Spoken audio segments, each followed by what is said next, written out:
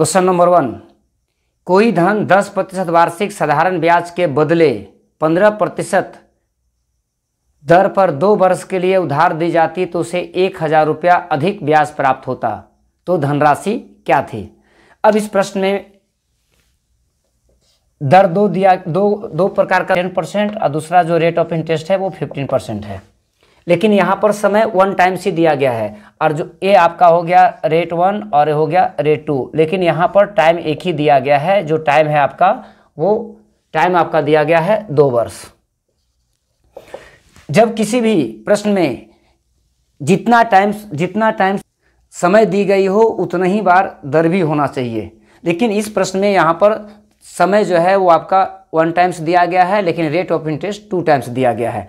तो जो भी ज़्यादा होगा समय और दर, ये दोनों में से जो भी ज़्यादा होगा वो दोनों का डिफरेंस करेंगे, वो आपका रियल रेट ऑफ इंटरेस्ट। अगर समय 2 होगा तो दोनों का अंतर करेंगे तो रियल टाइम होगा, और यदि दर 2 टाइम्स अगर दी गई है तो दोनों का डिफरेंस अगर करेंगे तो वो आपका रियल रेट ऑफ इंटरेस्ट होगा। तो यहाँ पर दर 2 टाइम्स दी गई, rate of interest 2 times the गई है, लेकिन समय आपका 1 टाइम्स दिया गया। तो दो भी ज़्यादा टाइम्स दिया गया है, दोनों का डिफरेंस करेंगे तो 15 और 10 का डिफरेंस आपका 5% होगा। तो इसका ये आपका हो गया रियल रेट ऑफ इंटरेस्ट। तो आपका दर दिया गया है 5% और समय दिया गया है 2 वर्ष, लेकिन हम लोग को ब्याज के रूप में जो प्राप्त हो रहा है मेरे भाई, जो ब्याज के रूप में प्राप्त हो रहा है वो आपका 1,000 रुपया प्राप्त हो रहा है। इंटरेस्ट साधारण ब्याज जो दिया गया 1,000, तो इसमें ज्ञात करना है प्रिंसिपल क्या है, अर्थात मूलधन क्या है, धनराशि क्या थी। तो अब यहाँ पर समय, दर और ब्याज से मूलधन ज्ञात कर दें। तो मूलधन को दर और समय से यदि मल्टीप्लाई किया जाए, मूलधन गुना समय गुना दर, जो आपका ब्याज के बराबर हो जाएगा।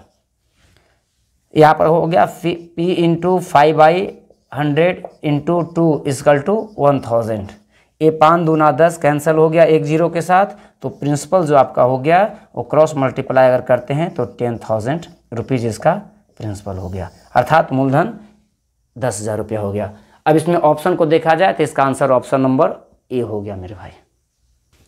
क्वेश्चन नंबर 2, कोई धन पर 20% वार्षिक सरल ब्याज की दर से 5 वर्ष के बदले 3 वर्ष के लिए उधार दी जाती तो उसे 400 रुपया कम प्राप्त होता, तो मूलधन क्या थी। जितना रुपया अधिक या कम प्राप्त होता है वो ब्याज कहलाता है। यहाँ पर समय 2 टाइम्स दिया गया है और रेट ऑफ इंटरेस्ट 1 टाइम्स दिया गया है, तो दर जो दिया गया है वो दर आपका है 20%, 20% जो दर दिया गया है, लेकिन समय यहाँ पर पहला समय जो दिया गया है वो 5 वर्ष दिया गया है, और सेकेंड जो टाइम दिया गया है वो आपका 3 ईयर दिया गया है। तो आप तो बताए इसमें जब भी समय और दर काउंटिंग में जो भी ज़्यादा होगा उससे डिफरेंस करने के बाद वो रियल आपका वैल्यू होगा, लेकिन यहाँ पर समय आपका 2 टाइम्स दिया गया है, तो दोनों समय का अगर डिफरेंस करते हैं तो आपका आ गया 2 वर्ष, ये आपका रियल टाइम हो गया। तो जब दर दी गई है और समय दिया गया है और जितना रुपया अधिक क्या कम होता है वो ब्याज दिया गया है, तो इसमें सिंपल इंटरेस्ट साधारण ब्याज जो दिया गया है वो 400 रुपया दिया गया है।